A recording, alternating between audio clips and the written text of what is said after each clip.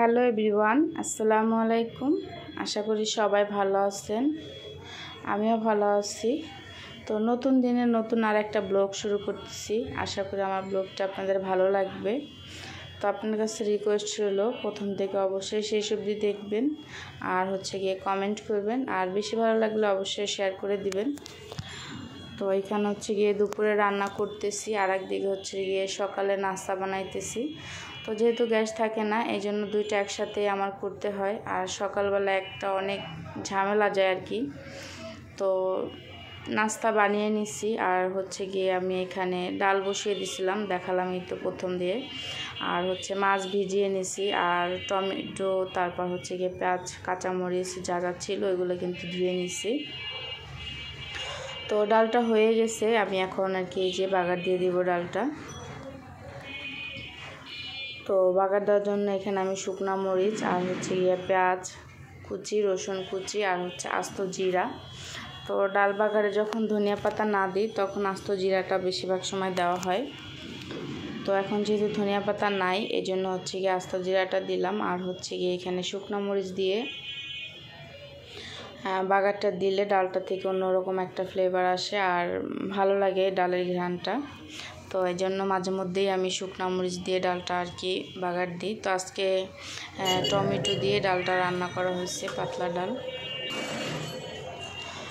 তো এখানে গিয়ে রুই মাছ ভুনা করবো টমেটো দিয়ে, এই জন্য টমেটো আগে থেকে ধুয়ে নিয়েছিলাম। আর উস্তা ভাজি করব চিংড়ি মাছ দিয়ে, ওইটাও আমি আর কি ধুয়ে নিছি, যাতে কাটার পরে আবার ওই যে অনেক সময় দেখা যায় কুচলিয়ে ধুইতে গেলে গিয়ে বেশি তিতা লাগে, এই জন্য আমি একটু হাত দিয়ে আগেই আস্ত থাকা অবস্থায় ধুয়ে নিছি। তো এখানে আমি মাছগুলো আর কি ভেজে নিতেছি একটু লাল লাল করে, যেহেতু ভুনা করব। আর ওদের জন্য গিয়ে মাছটা একটু আমার কড়া করে ভাজতে হয়। অনেকে দেখা যায় যে মাছটা কিন্তু একবারে তাজা ছিল, তো কষিয়ে রান্না করে অনেকে, তো ওরা গিয়ে কষিয়ে মাছ খেতে চায় না। তো শুধুমাত্র যখন ভাপড়া করা হয়, আমরা ভাপড়া বলি, আপনারা কোন অঞ্চলে কি বলেন জানি না। রুই মাছ বা যে কোনো বড় মাছ ছোট ছোট করে পিচ করে তারপর গিয়ে ওইটাকে ভাপড়া করা হয় বেশি করে আদা রসুন বাটা, তারপর পেঁয়াজ রসুন বাটা, জিরা, এগুলো দিয়ে হাতে মেখে আর কি ওই রান্নাটা করতে হয়।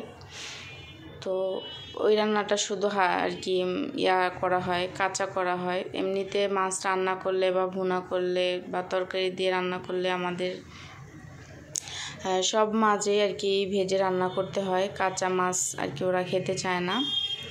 তো এই জন্য মাছটা আমি আবার লাল লাল করে ভাজতে হয়, একটু অল্প ভাজলেও হবে না।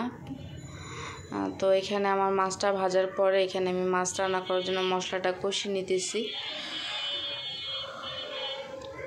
আর গতকালকে গিয়ে আদা ব্লেন্ড করছিলাম, তো আদার যে জারটা বড় একটা জারে করা হয়েছে, তো ওইটা করে আমি পানিটা রেখে দিছিলাম, আদা পড়ে গেছিলো, তো ওই পানিটা দিয়ে আমি মশলাটা কষিয়ে নিচ্ছি।